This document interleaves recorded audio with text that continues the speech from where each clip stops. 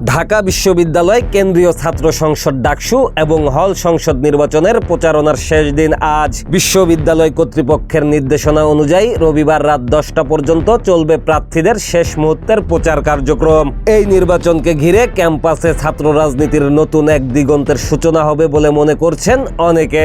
ভোটারদের সুবিধা এবং নির্বাচনকে আরও সুষ্ঠু করতে দ্বিতীয় দফায় বুথের সংখ্যা বাড়িয়েছে প্রশাসন। শুরুতে 8টি কেন্দ্রে ছিল 710টি বুথ, তবে শনিবার রাতে আরও 80টি বুথ যোগ করে সংখ্যা দাঁড়িয়েছে 810। এতে শিক্ষার্থীরা আরও সহজে এবং নির্বিঘ্নে ভোটাধিকার প্রয়োগ করতে পারবেন। সুষ্ঠু ও শান্তিপূর্ণভাবে নির্বাচন সম্পূর্ণ করতে নেওয়া হয়েছে কঠোর নিরাপত্তা ব্যবস্থা। আগামী মঙ্গলবার সকাল 8টা থেকে বিকাল 4টা পর্যন্ত চলবে একটানা ভোট গ্রহণ। এদিকে নির্বাচন ঘিরে সোমবার রাত 8টা থেকে বুধবার সকাল 6টা পর্যন্ত ক্যাম্পাসের সব প্রবেশপথ সাধারণের জন্য বন্ধ থাকবে।